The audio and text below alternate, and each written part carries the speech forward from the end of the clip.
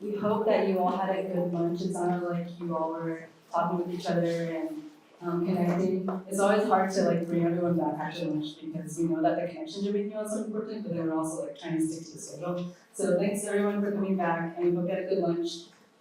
So the next session that we're going to have is our last panel of the day. And for this panel, we're really focusing on youth mental health, and I know that that's been brought up throughout today in different panels as well. So hopefully you all get to hear more about youth mental health issues among the Asian American and Asian community, more about the issues and also ways to address it from a wide variety of perspectives from our panelists today. And we really want this panel to feel like a conversation between you all and also our panelists. So we'll focus on a few questions in the beginning, but we'll also spend a lot of time with audience Q&A. So kind of think about what you all might want to ask our panelists after they introduce themselves, given their expertise and their backgrounds. So yeah, we hope this can be like an open dialogue and a helpful and fruitful conversation for you all. Hi everybody, my name is Beatrice Chen, and I'm the Executive Director at Immigrant Social Services. ISS is a community-based nonprofit organization out of Manhattan's Chinatown and the Lower East Side. We're actually one of the organizations that was founded in response to the first wave of Chinese families moving into the neighborhood. So this is after the Chinese Exclusion Act, multiple generations where when you go to Chinatown, it's mostly men. And so with the influx of Chinese families coming in, and most of these families at that time, this is the 70s and 80s, they were working in garment factories and service industry. And what do they need? Childcare. So ISS really has and continues to provide that core service of daily after school programming and childcare for working families in the neighborhood. And in addition, we are also a long-time grantee of New York State OASIS, which is Office of Addiction Support and Services. And so we've been on the prevention side of substance misuse prevention as part of OASIS. And for me, I think I'm one of the 2 or 3 people who come from a non-clinical background here.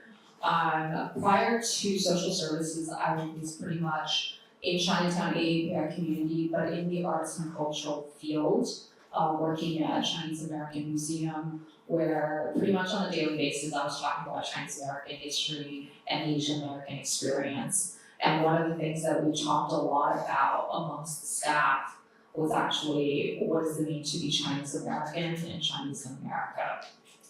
So I've been thinking a lot for a long time about identity from that perspective. So I'm gonna end it there.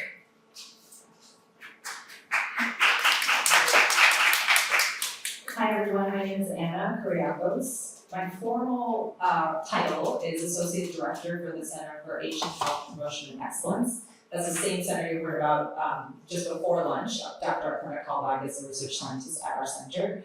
I'm also here though in the capacity of a couple other hats that I wear, which are reflected in my training. So I'm just gonna review where my training has been. I started off as a high school teacher, so a lot of my formation is in education, and specifically in curriculum and instruction. From there, I moved to medical school. I decided to pursue a non-clinical track, so I went into public health, nonprofit specifically. And there I did a lot of youth leadership development, specifically for the South Asian community in New Jersey. And then from there, I am now, the last piece of my, the letters after my name, I guess, are, the MTS is a Master's in Theological Studies. My last step was in seminary. And so I have some faith-based training as well in formation, youth leadership development for young adults and adolescents specifically. So I have some school-based work, some health-based work, and some faith-based work, and I feel like all of those actually combine really well to be thinking about young adults flourishing well-being, mental health. And finally, the last thing I wanted to add, as by way of introductions, I'm also a board member for the National Alliance of Mental Illness in New Jersey, the New Jersey chapter. New Jersey specifically has multiple cultural support groups. One is a Chinese American mental health outreach program, and one is a South Asian mental health awareness New Jersey program. I don't have a ton of brochures, but I have brochures from each. If you would like to see one of these, feel free to come grab a photo, because I don't have printouts, but just let me know. So just wanted you to know that I have it. I'm happy to be here.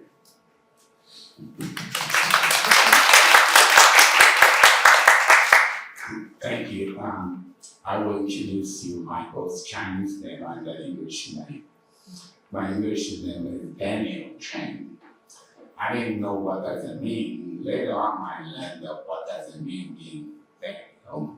So I said, okay, great story. I'm gonna be the brave Daniel.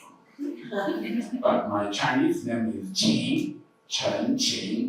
So my American colleagues said, what does that mean? Is that mean Daniel? I said, no. It's not direct translation. It means diligent. And my American colleague said, oh my God, that's you. So I hope my Metropolitan House colleague still agrees. So nice to see all of you today. A lot. I know some of you and some of you new. So right now I am the chair of psychiatry and addiction services at both Jamaica Hospital and the Flushing Hospital. In the last 25 years, I worked at both Flushing Hospital and Hammond Medicine House. So I am also today representing Hammond Medicine House, even though it's not on the list.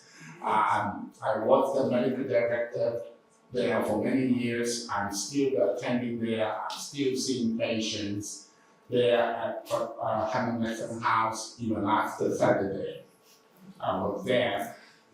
So in Hammond Medicine House, as the medical director, we strengthened the multicultural services, Chinese, Korean, Japanese, Vietnamese, Cambodian, you name it, Spanish, also A program, mental health, addiction service as well. I used to be the only psychiatrist covering everything. Right? So, meantime, in the last 25 years, I established and expanded the Asian behavioral health services in Flushing Hospital. So I look at myself, so wait a second, Hammond Medicine has it, why can't we have it?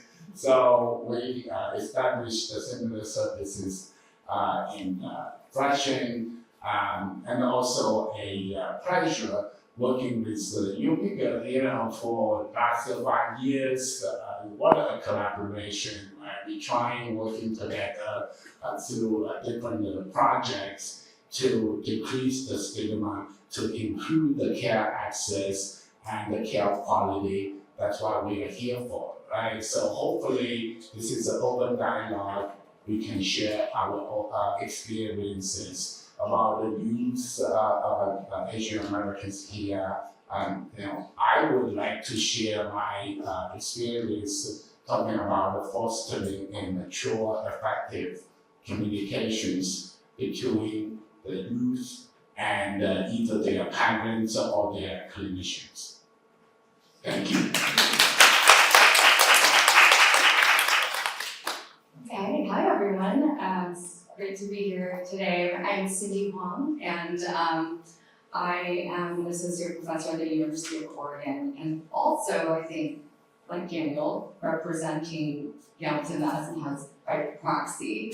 I am the PI of the project that was discussed earlier, the Family Checkup, which I am adapted with Hamilton Madison House for suicide prevention for Asian American youth and families. And so I guess I'll start there. That's my story. I'm a licensed psychologist, a child psychologist. I actually trained at the University of Oregon, which has like a really long history of parenting behaviors, and kind of the birthplace of evidence-based parenting interventions. And so as someone who trained there and I went on to my research career and academic career, always focused on research on preventing youth psychopathology, preventing youth mental health through parenting. And my own personal interest has always been around cultural factors and how that influences parenting and how that then might impact youth mental health. Through all of my various experiences, which also encompass clinical psychology, community psychology, and of course evidence-based child's parenting interventions, where I noticed a gap, I should say, is they're sort of very siloed and they're in their own little areas and everybody does really amazing work, at the community level with Asian American youth and families. There's amazing evidence-based interventions that are really effective, and yet they haven't been sort of tailored for the communities that are just not engaging with the interventions in any way. And that's true for the family checkup.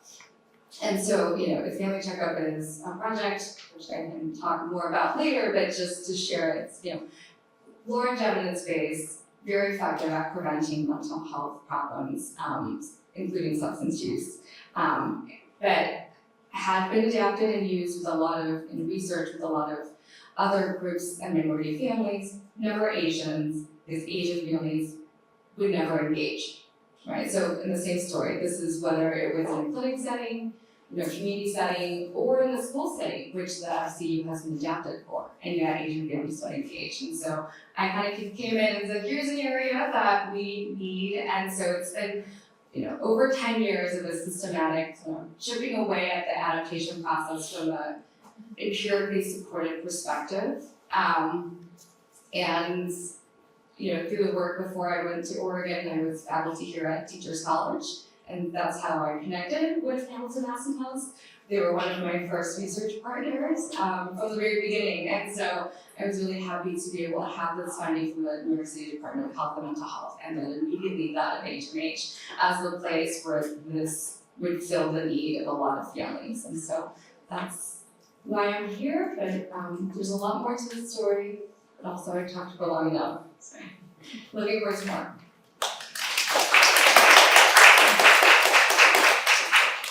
So the other mic ran out of battery, so we will just, pass the mic along. Okay, so before we move into kind of talking more about the gaps that you all have mentioned in mental health care for Asian youth, we wanted to start with just from your perspectives, what have you all seen to be the major mental health issues among Asian youth and families today, especially in New York, and have you seen these issues change over the past few years? We'd be here to hear from you all about that first. You'll go to. Okay, so since I'm from New York, I will start.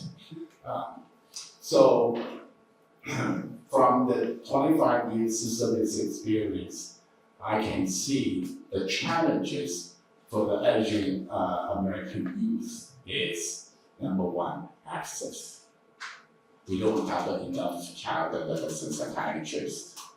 The entire country only has 4,000 child adolescent psychiatrists. So that's number one. Number two, the stigma, right? From the youth themselves and the parents and the entire family, right? So, and the available services around that, we don't have it. And like Cindy said, we're all fragmented, right? So you say, what's the opportunity? This is what in Chinese we would say, Wei Ji means danger. Every Wei is danger, Ji is opportunity. So there's a danger, there's an issue, but there are opportunities. So the opportunities for us is, what we have been doing is to, one, increase the care access. We said how? Work with the PCPs.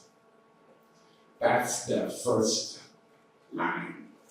So we have the project, that's why we'll be collaborating with legal through this project, it's a HHS anti-structural racism project to just for that reason, decrease the stigma, to increase the care access. So we piloted this project with Kyber. What is Kyber? Kyber is a Chinese physicians IPA in New York. They have 1,400 providers. So they are the primary care doctors up front.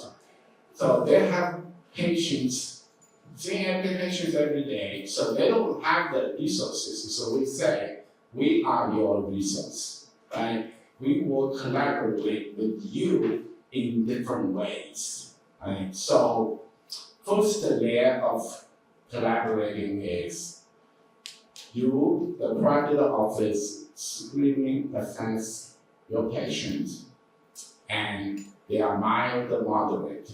You feel comfortable to manage it by yourself, you do it, right?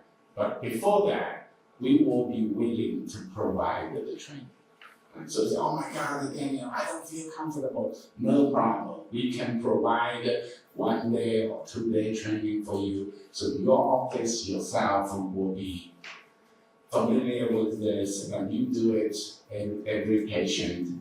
And you say, okay, this one is familiar, I can manage. That's level 1. Level 2, you do it and you say, I think I can do it, but I have a question. They have my cell phone. So they call me up, Daniel, I have this. What do you think? I said, you do this, right? So they said, all right, no problem. If I have a question, I'll call you back. 5 minutes, phone consult, problem solved.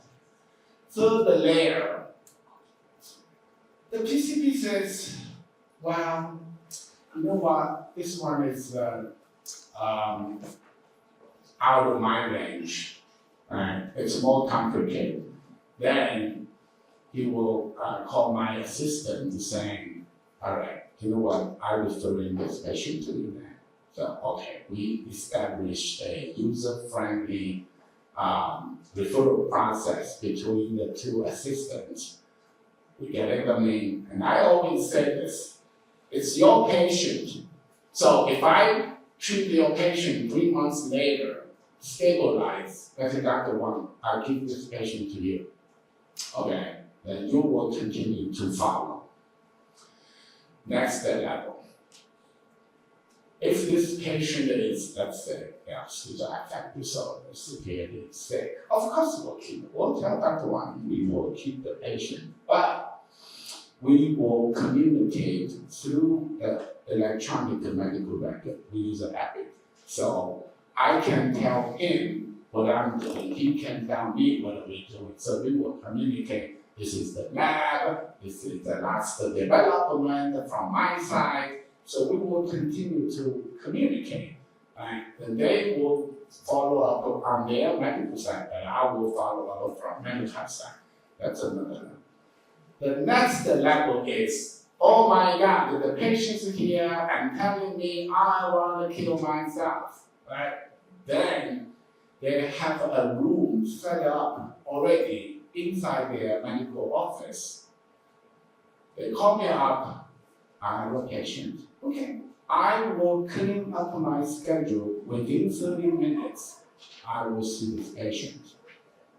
I will do a consultation and I will gather the collateral information and I will reach my recommendation to the patient and the doctor. Say, okay, you can let the patient go home. I will see the patient tomorrow, next week. Or versus I am sending a team to get the patient into the hospital. Whatever. That's the last level of emergency care. Right? Why? You said, why? Because, again, easy access. Let me tell you a true story. This is not a youth, but an adult, right? Just like that. In the medical doctor's office, calling me up to just do that. Otherwise, this PCP is going to call 911, sending this patient to emergency. what's gonna happen? The patient is gonna be stuck in the emergency room overnight. Whatever it is, either discharge or admit. It's just the way it is. But because I was able to provide the consultation right away, patient was able to go home. And then we follow up with the patient the next day or whatever. That saves a lot of really for the system too, and for the most importantly for the patient. So looking at the challenges, issues, we are looking forward for the solutions too. So I will let the others share their experience. I was just remembering the title of this particular panel, which is Youth Mental Health Across Cultures, Generations, and Systems. And I always like to remind myself that mental health is not the same as mental illness. Mental health is something that everybody has, right? Just like we all have physical health. And so thinking about mental health across and well before problems present, symptoms present, diagnoses are arrived at, crises are had, is important to me in my work because where I am located in the continuum of care is well before any system, any medical system, healthcare system, behavioral health system. So if I'm thinking of schools, if I'm thinking of places of worship, if I'm thinking of community centers, rec centers, things like that, a lot of the work of health promotion and prevention happens there, right? A lot of the work of mental health happens well before any individual is in front of a provider of any kind. And so when I think of what are some of the challenges, I think easily of the things that we've spoken about today, things like immigration stress, generational trauma, stigma, access, absolutely. But I also think of things like, and this is a term that I learned in seminary, a poverty of imagination. Meaning, sometimes we have these ideas about what our lives are supposed to look like, and then when they don't look like that, for whatever reason, lots of stress happens, right? And this could be from a parental expectation perspective, it could be from the perspective of an individual student. So when I see kids in youth leadership programs or in my church Sunday school, the stories that they're narrating of stress are stories that are discordant from the expectations that either they or their parents have for them, which is what's generating a lot of the difficulty, right? And I know that there's categories of mental illness, serious mental illnesses, diagnoses that don't necessarily fall into like an exacerbation of stress. However, a lot of where the intergenerational communication breaks down, a lot of where the emotional expression breaks down is before the more serious issues. And so I generally tend to think of like, if we can all, as community members, not even as clinicians and providers or institutional leaders, but just as community members, think like, there are so many ways to be a human in this world, and there are so many ways to be well in this world, for us to narrow down a vision of either success or failure to something that is almost impossible for every child to fill.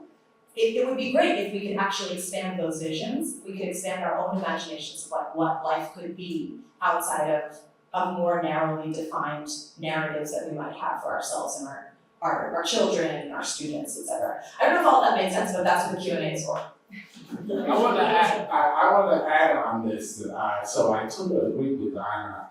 So I was talking to Yomiko, the pilot project we are doing, the educational materials, the booklets, through the PCP's offices.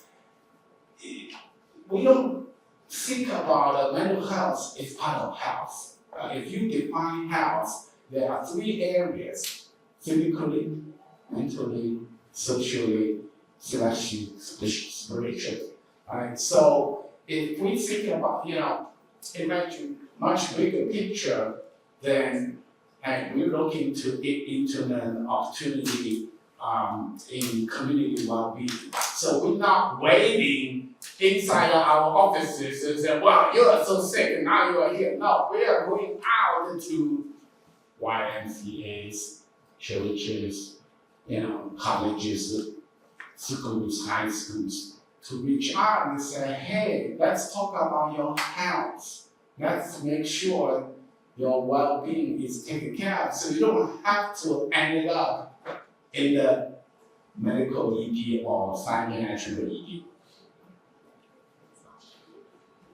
I love everything that Daniela said, and I just, as I'm thinking about the question too, like what are the issues that we're seeing, and so putting on my clinical hat and thinking about the families that we're seeing, I think it's all of those things, and I think it's related to just I'll just talk about what we're seeing clinically, right? So I think as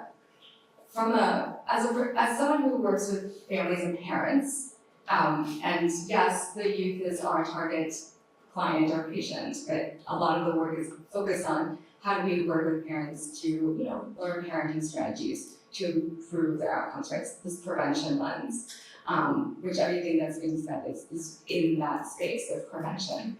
I think the issue that I'm seeing a lot of, even in the last 10 years, pre and post-COVID, I don't like to blame COVID for everything. So I won't say that these are just COVID related, but maybe an exacerbation, certainly, obviously in our project, we're working with youth who are at risk, who may not be so high risk that they are at the emergency department, right? But they're at risk of, with some mental health symptoms and signs, enough that either their teachers or their parents are recognizing a need. That's what brings them in. And one thing that I found really striking in the last 5 or so years is the increase that we're seeing in a lot of school refusal behaviors. And so again, we're working with a population here in New York City of youth who are at risk, who are experiencing a variety of depression and maybe any co-existing behavioral issues that come out of that. But one of the major issues we're seeing is the depression playing out with impacts on school, and in a way that isn't kind of, stereotypically Asian, right? Like kids are not going to school when they're really having a hard time. And then again, bringing in my parent hat, the parents don't know how to get them to school, and the parents don't know how to support them. And so I think in many ways, the issues that, I remember when I started in this field, started talking about Asian families, the conversations were always around well, Asian parents, only care about their kids' academic outcomes, or they don't recognize mental health. And one thing I will say is, over the last decade, I've seen a change. I'm seeing parents Asian immigrant parents, right, are much more well-versed in mental health, because I think as a society, we're generally more open about these issues. The stigma is still strong. But I wanted to highlight that as a trend that I've noticed, right? There's the disconnect, and I think this is the access, this is the education, this is the services and knowing what's available. It's that access and what's out in the community. Parents recognize there's an issue, they don't know how and what to do about that issue. And so that's a lot of the families that we're seeing in our who are screening into our project. And again, we are screening in at-risk youth. They are probably higher risk because we're looking at suicide risk. But we actually see more of that stigma being held by the young person who's experiencing challenges.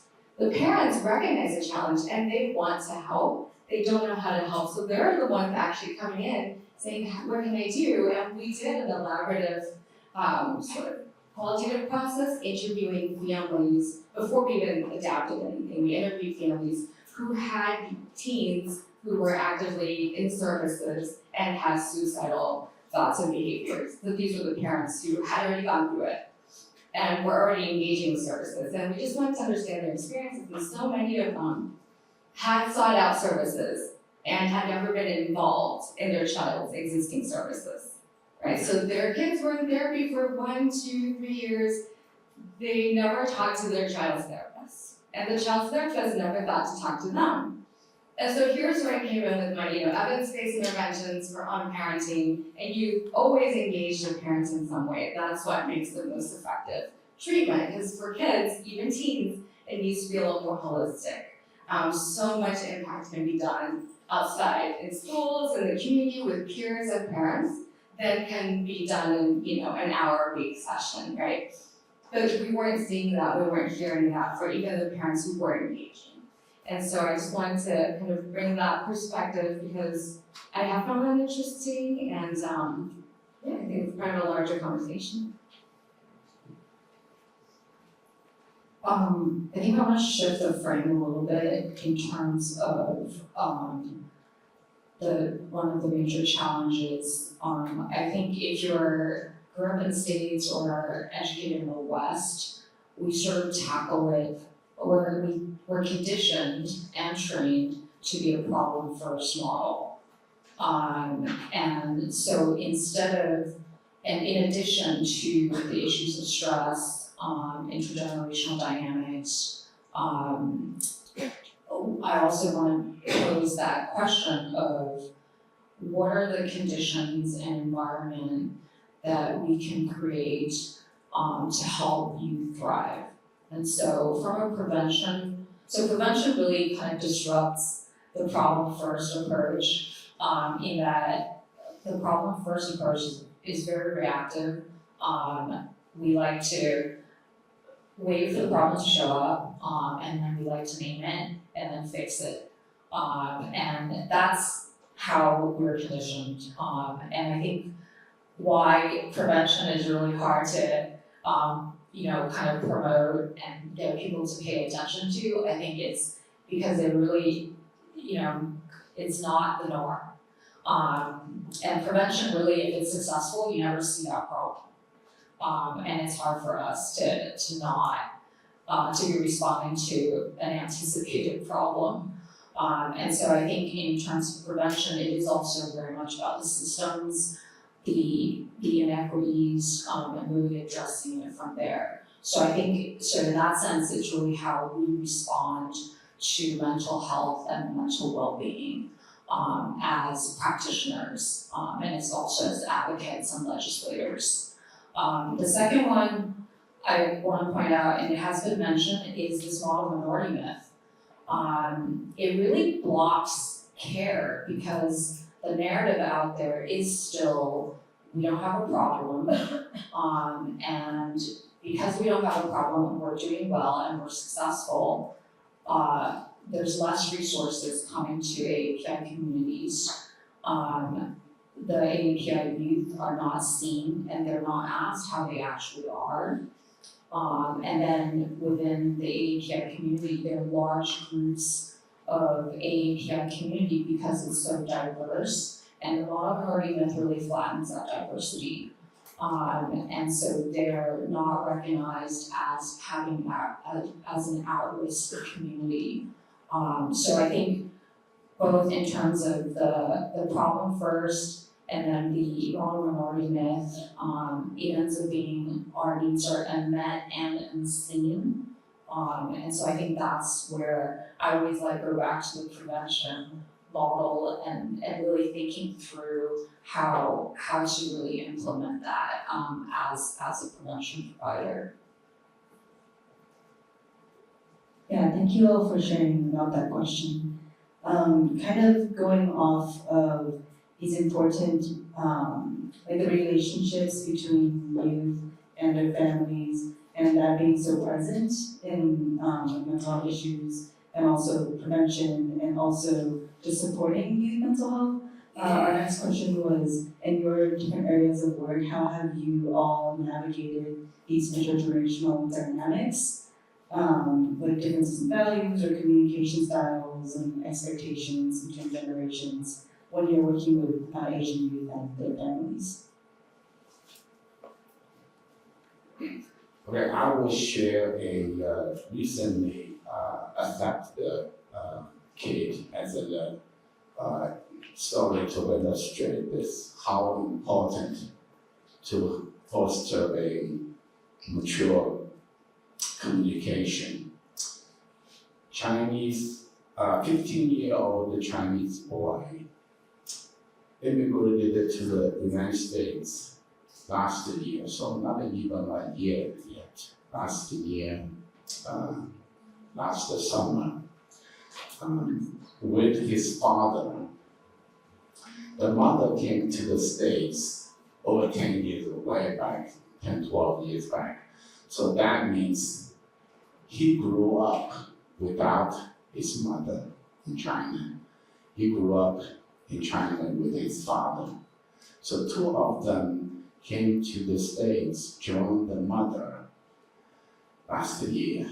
And this is so sad that so many immigrant families, they don't have good living conditions.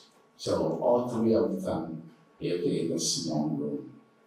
And even recently, there was in the news that a fire in Flushing, and then they noticed that, oh my God, so many people in that apartment because they separated different areas. So anyway, for three of them live in the same room, and the kid has to sleep in the same bed with the father.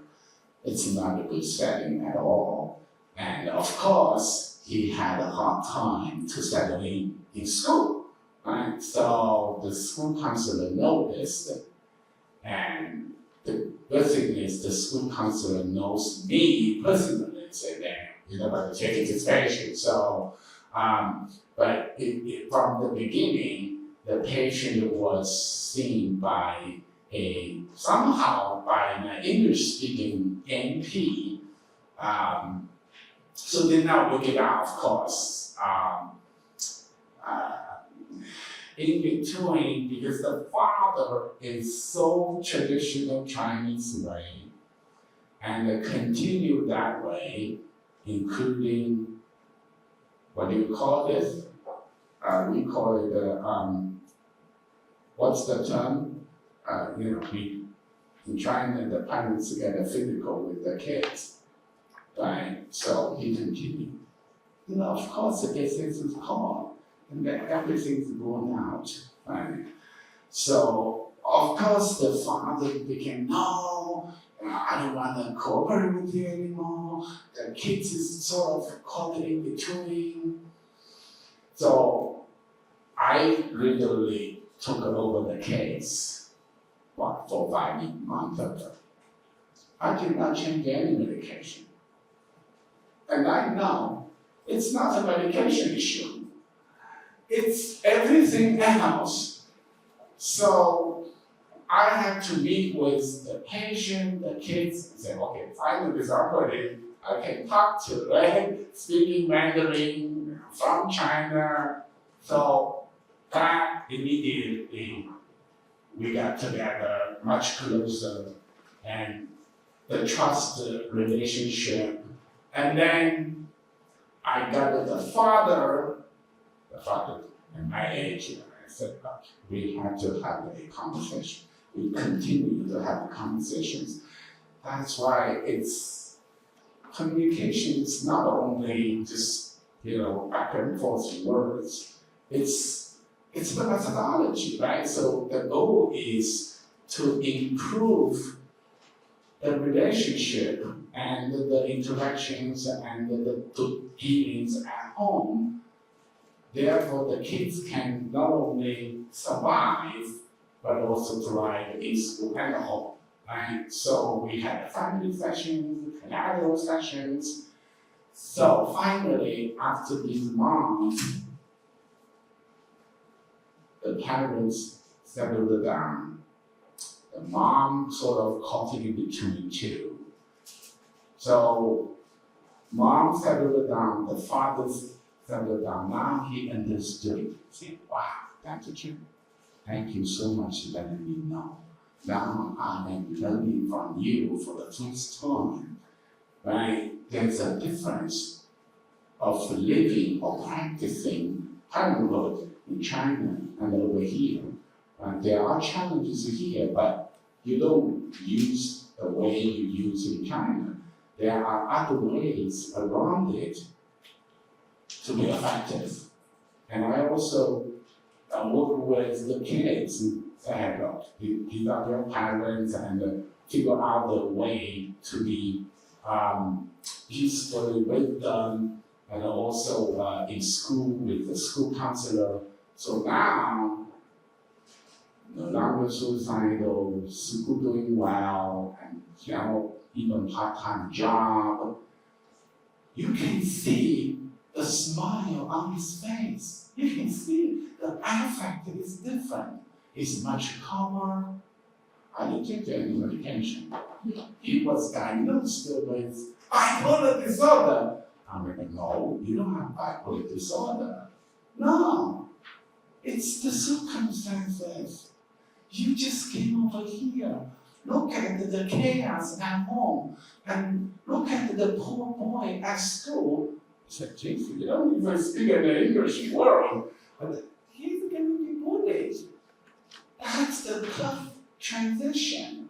So now, 10 months later, so at least he said, wow, it's not that bad. So the next year, it's also crucial for him to continue not only settle down, but also to thrive, right? At home and at school. So that mature communication between him and the parents and his school teachers needs to continue. That's actually, that's very similar to a lot of the families that, we see, and I think, in thinking about like suicide risk and mental health when there are symptoms that are presenting themselves. One of the most common influencers, factors that impact suicide risk, so the likelihood that somebody would, have suicidal thoughts or behaviors, is family conflict, right? So I think that became sort of ripe for addressing, and it's perfect synergy, right? It's parenting intervention, but also this is these are core issues that matter in this particular, in the families that we're targeting. For every young person in general, and every family in general, but then the cultural pieces that kind of weave through the intergenerational communication is different.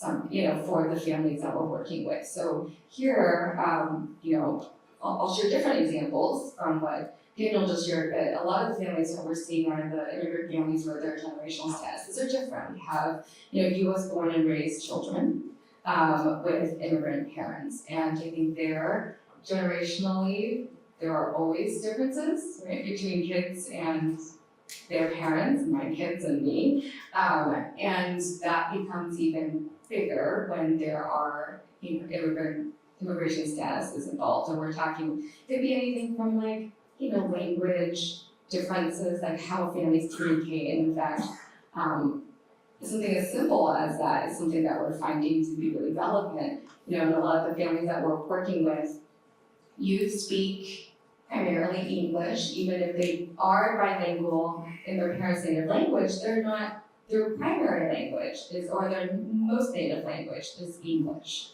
right? And what does that mean? And then for the parents, it's vice versa. Either the parents are bilingual, but of course they're more native, more fluent in their native language, and then English, or they only speak their native language. And we have, when we're doing our focus groups, we're talking a lot of clinicians and families, you have clinicians who are like, I am the language broker between my young client and their parent, which is awkward, right? And also, how are you keeping that separated in a safe space from a clinical perspective? So that's one thing. But then I think there's this other thing that we often forget about, which is just what, you think about your daily interactions with your parent or your child, and it's language-based. We have a lot of families who can communicate. Communication is not always verbal. So you can communicate very well even if you don't speak a language that your parent speaks, right? You speak very well, just non-verbally. Kind of get through every day just fine. And we have clinicians who tell us, I don't understand why they need me to come in and translate, because they came in here they were communicating just fine. Parent would speak, Mandarin, and then the child would speak English back, and somehow they could communicate with each other.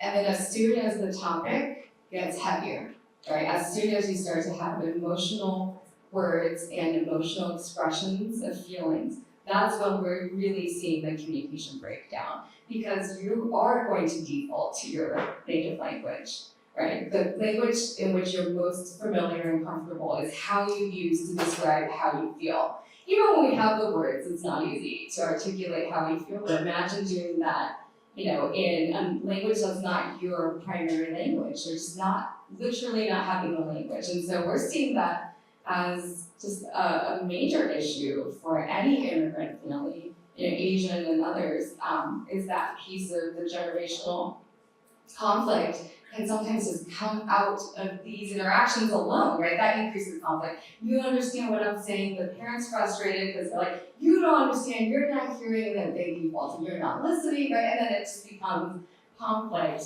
which then builds on and has an impact on the young person's mental health.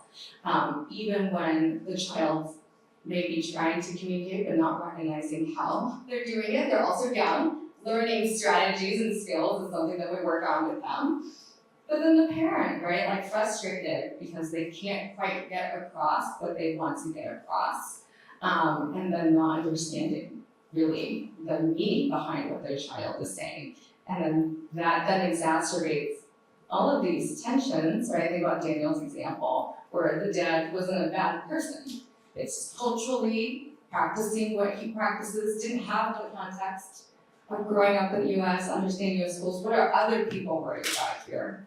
And then the child not knowing how to articulate what was happening for them because they're the ones experiencing the distress. And so I think that's, again, like why we work with parents because it is one of the most effective ways of prevention is to work with the family system. So you think that so the thing we use the language broker, we all have had that kind of experience. We sort of like in the middle as the broker, on this side is the kids, on this side is the parents, because they cannot communicate to each other. The parents, they're from China, they only speak Mandarin or Cantonese, they work in the restaurant, they have no idea, and the kids speak maybe one sentence or two, and that's it. So we sort of in the middle. It's a challenge. I'll just share a quick story from my own experience as a bicultural and incredibly angsty teen. I remember a distinct change in my behavior to my parents when I started feeling like I had more words than them to express the things that we were both feeling. And so this communication gap was not just like actually linguistic, but it was even in like vocabulary. Like I was learning things. I remember going to college and then I come back on break. I went away to college and when I came back on break, I was like, I've learned so much. How come you guys haven't done the same amount of learning? Like I have developed so much. I've met so many people. I've been exposed to so many things now. And you're still exactly where I left you 3 months ago. But that is the reality, right? Like this is a different, college is one particular setting where there's exponential growth in all kinds of things, not just academic. And so I remember feeling like in our families in particular, and in South Asian families in particular, the idea that like children know more than their parents is a little bit foreign, especially when my parents grew up with their parents in the same place in terms of geography. So it was always like their parents knew more about everything because it was the same setting. But now, when my parents have grown up in India, I'm grown up here, there's like a new knowledge that they don't have that I suddenly have, which made the communication even more difficult. So I feel like in that intergenerational conflict communication gap, there was a need to even recognize that that was the case, because otherwise it really felt like me, and I'm sure I didn't do myself any favors with how I projected this, it just felt like me like one-upping them, right? Which is what I was probably doing at 16, but not what I meant to do. And then the other thing that I was gonna say is one way I like to think about generational conflict is sort of in the same way that we think of, is everyone familiar with the concept of love languages, right? How like the ways that we express or receive love may be different from the way somebody else expresses or receives love. And so I think about this specifically in my church. We're going through this transition now where the first generation that came here is now aging, right? And dying, essentially. And the kids are much less interested in church, partly because of a language barrier, because we have refused to translate everything into English, so they don't even understand what's happening. And so there is the ways that the older generation has experienced this and the things that they value in it are different than the things that the young people are valuing in it, and acknowledging what those things are has led to some more open communication, but I think what it actually has led to is space for grief, that things are changing and that transition will happen. And it can happen with kindness and gentleness and slowness versus the aggression that I think oftentimes older generations feel from younger ones, in the sense of like, we're taking over now and everything's new, and what you've worked for and all the challenges you faced in coming here and setting up this life for us have been forgotten. So I think just the acknowledgement and naming of those things and of the permission for grief is actually really important when dealing with intergenerational conflict. I think the linguistic and cultural and knowledge gap within Asian American immigrant families where the parents speak one language, have different cultural references, growing up in a different political regime, and then the kids growing up essentially American. You're also, it's also the different power dynamics, right? Because we all believe that our parents should know more than us, are more powerful than us. And one of the most common things we hear from our parents is, and it's actually the 5th grade level of English. A lot of our parents, we serve a lot of elementary school kids, and I'm really speaking for Chinese immigrant families here. The Chinese parents will come to us and say, by the time the kid hits 5th grade, they no longer understand what their child is saying in English. And what's happening a lot now is the kids are on video games, they're chatting with somebody. And the parents are in the next room. And it really disempowers the parents because then they feel like, oh my God, I don't know what my kids are talking about. And the kids obviously also don't have that language ability and also probably don't want to share what they're talking about. And so that's a real fear also in the parents.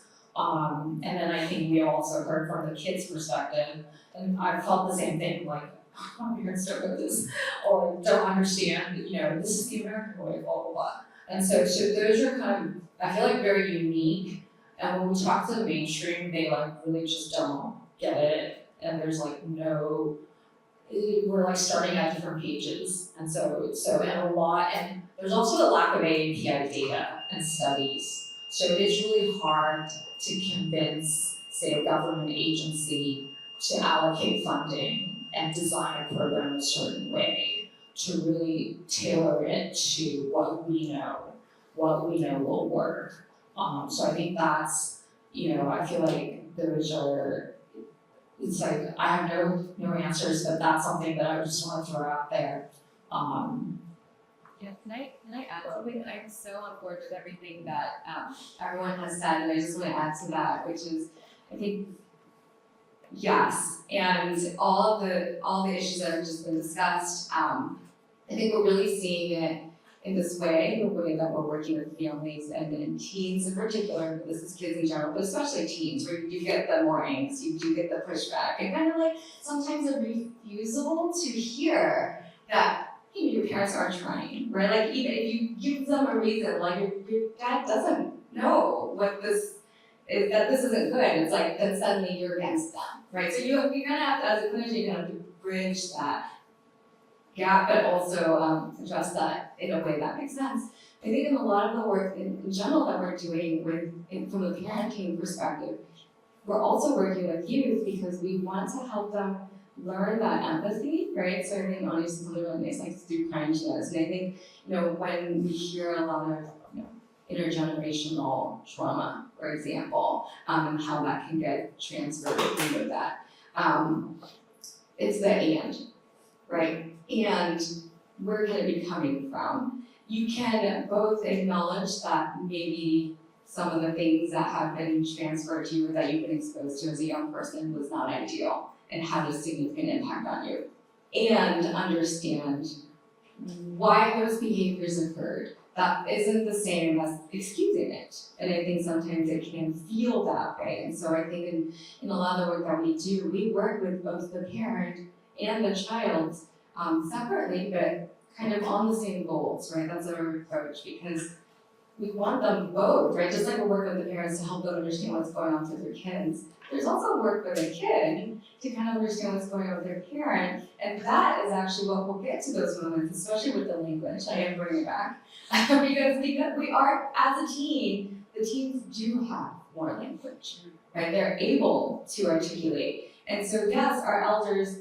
do know so much more, and they do have a wealth of information that we don't have. And I think in immigrant families in particular, the teen and the child does have knowledge of other things the parent doesn't have. And so it is a way to empower the child, to let them know that you can play a role in a way that might benefit you. You know, really, it's like you frame it, right? Benefit you in the long run, and that also benefits the entire family.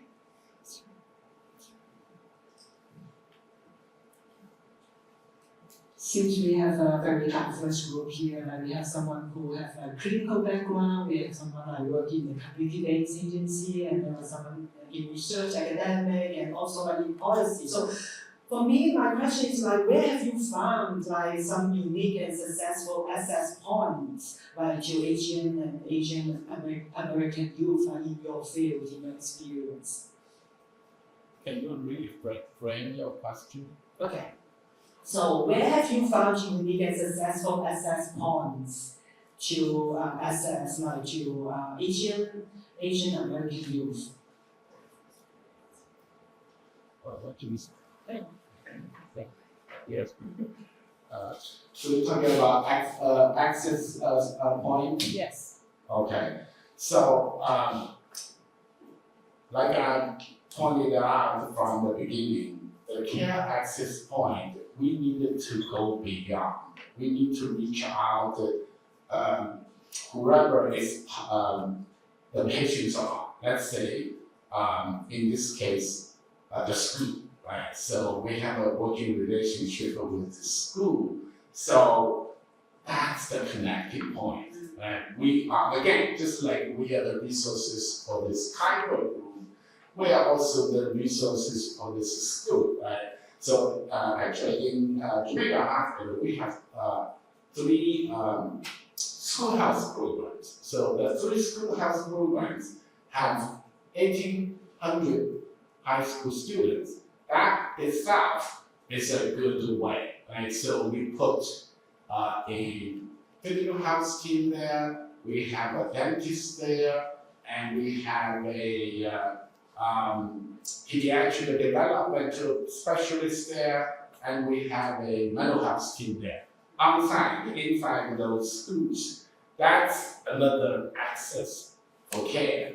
But in our case, we don't have another schoolhouse in Flushing, but because of the working relationship, we're able to establish a user-friendly referral process, say, okay, here is the case. You can take the patient and we go from there. No, there are opportunities everywhere, right? That's why we look into the community wellness project. So hopefully we'll get the grant and we will be able to do much more. And so the YMCAs and the base organizations in the area, you name it. So talking about the prevention and the access, so the community know that one, we learn there are ways to prevent, so I don't have to be at that point. Right? 2, if I got sick or my family members get sick, we know where we can get the treatment. Right? So that's the way to go. Within the network, we say we'd like to provide the behavioral health care wherever the patients are. So that means if the patient is in the women's health center, we will take care of you right there. You don't have to be referred. And if you are the patient from family health center, you are the 15-year-old, you are inside the hospital, so family health center, you don't have to be referred. you will be taken care of right there. We have a team right there. And so for those ones, because we have a lot of ambulatory care centers throughout the Queens and Brooklyn, let's say East New York. We have East New York ambulatory care centers. They have a big center. What do? We don't have the team on site. So we, even before the pandemic, we already set up the telehealth. So that 30-minute thing is nothing new. So even before pandemic, we already set up with East New York. Say, it's okay, you need a counselor, no problem. You have a room, we have rooms here. Our CL psychiatrists will clean up their schedule 30 minutes for the patient.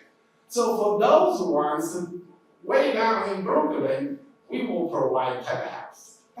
That was even before the pandemic. Of course now, after the pandemic, we are expanding much more. So that is the way to increase the care access. Like I said from the beginning, don't forget about their PCPs. They are the frontline care workers and train them. Like Annah said, mental health is part of health, right? And like a tiger, they say, Daniel, what's it for us? Because the end of the year, they have a lot of 30% capitated populations. So it's up to them to keep the patient healthy, right? If the patient is healthy, your office get a lot of incentives, right? So you either get a $1 million incentive or you get a $200,000, right? So they're saying, at the end of the year, the company only checks us A1Cs. What do you can do for us? I say, good question. Don't forget, it's not only about A1C. Because your A1C, their outpatients' A1C, you don't know why their A1C is always a lot, right? So I said, we are here not only to work with you for those traditional mental health needs, right? We are here willing to help you for another 30% of patients. Geez, these patients, they're not listening to me. Their A1C is always high. Their high blood pressure is always high because they have bottles of medication they're not taking, right? Or they're still living the way they live, right? They're still gaining weight and they still do whatever, right? So I said that we are also your resource to work with this population so they don't have to end up A1C 11 again, right? They don't have to end up a stroke and now say, oh my God, Daniel, this patient had a stroke and they're really fast and now you see the patient. No, we are here together, therefore you will be the winner, right? At the end of the year. And they say, wow, that makes a lot of sense. So they will be willing to work with us. Thank you. I just want to speak to the PCP part because I feel like that is something that is so critical, especially for Asian families, where we know from research that that's often the first place where somatic symptoms show up, and that's often the first place. Parents are asking questions, and in so many ways, it should be easier to integrate than it is. And I think in certain states it's easier.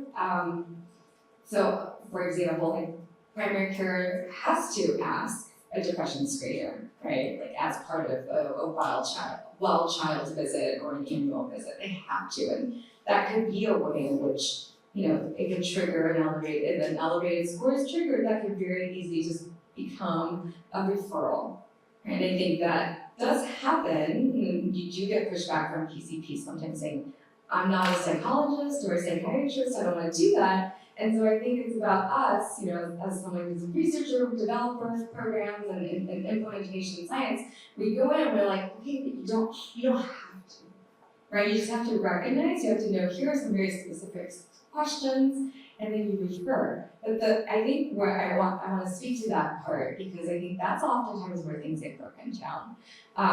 Where the access, the engagement in further services breaks down. Unless you have a wonderful program like Daniel's describing, where it's sort of wraparound and it's very comprehensive, which is exactly the kind of thing that we need, but it's hard to find, right, at the community level. And it's hard to really start. And then I imagine Daniel took a lot of work, right, for you in many years. So that means that if I remember I was in San Diego in Universal Studio, I got a phone call. Right.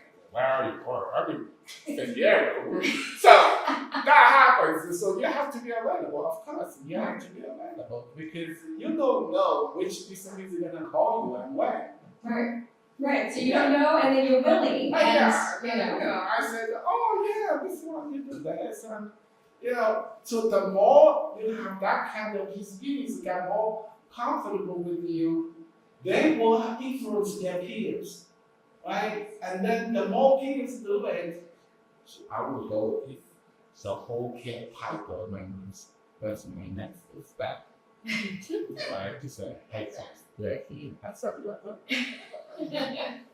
Yeah. So I would love to see, I think that's where the field should go, right? That's how we can really best serve youth and families and people in general, is meeting them where they're at. And I think there are still inherently a lot of challenges. Even within our own project at one behavioral health center, it's hard to get people connected to the services that they need because inevitably everybody's really siloed.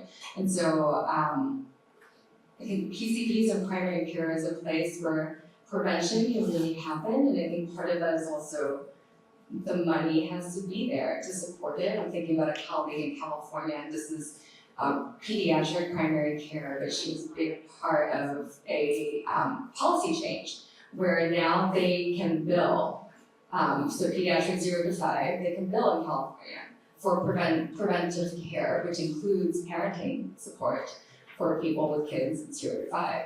And even with that, her challenge is that now there's money for it. So there's the buy-in for the money, but the buy-in from the clinics and the hospitals and the settings that are providing the primary care, she's having to do a lot of training on how do you even bill it, and how do you think about prevention. I'm thinking about Beatrice, what you're saying. Like, people don't think prevention oriented, especially the medical field. And so how do you even help providers think about all of the work that we're doing as prevention, because it is, right? It's always prevention in my mind. But but I do think that there's really great work being done. I'm sure my colleagues here will have more to share. Actually, I just want to add what you just talked about. Back in 2005, I represented the Hamilton House to participate in a national program. So 3 organizations, American Psychiatric Association and the 2 other national organizations, one is for OBGYN, the other one is for family medicine. 3 national organizations came together and said, let's do a project. We call it the CUNY project. Back in then, over 20 years ago. And so think about family medicine house, what a pioneer, right? So I represented the family medicine house, particular project. The purpose, again, is to work with the PCPs and the OBs and say, hey, in your office, let's do this, right? CUNY is the 5th vital signs, let's do it. So we did the project, we presented it, we published it, the whole thing. Now it's more, 20 years later, almost everybody's doing it. Now, the insurance plans willing to say, oh, you are the pediatrician, you did this, you can bill for extra fees because you did this. Or for kind of members because they are value-based.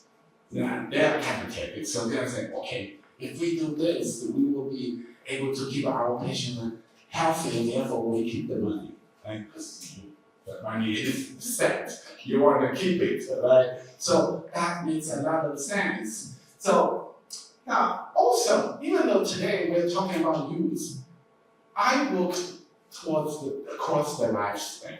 And I just received a big book from DOH because I also represented the behavioral health team for the New York State Master Aging Plan. Okay, so now they just published it. Again, PCPs play a big role too on this side, right? And we are the backup for the PCPs too, for the aging population. Same thing, even though, they age different, but it's supposed to be cross diversity. I did just want to add, just in terms of how a lot of immigrant communities operate, I think more value needs to be placed on peers, because it is very trust-based, and given the discrimination against Asian Americans, there is that sort of distrust towards anything institutional government, and I think even nonprofits. And so I think and there is a movement to really, activate the peers, and it could be community stakeholders, community members, or even just trusted people in your community. For example, like your hairdresser, and sort of training them to be that first line, and also community members who are, we call them snowbirds, especially in Chinatown. If you can identify a few snowbirds, like they're like the influencers. If you need to mobilize somebody, you identify one person, and then they send out a WeChat message, and oh my gosh, they'll show up. So it's like using those very informal structures. And just speaking for Chinatown really operates on that very informal structure that you don't really know about, and doesn't get any press or anything. But that, if you're in Chinatown, you really do feel it and see it. And so for us, it is really always leveraging that. But at the base of it, it is really trust. It's showing up. It's being there. It takes time.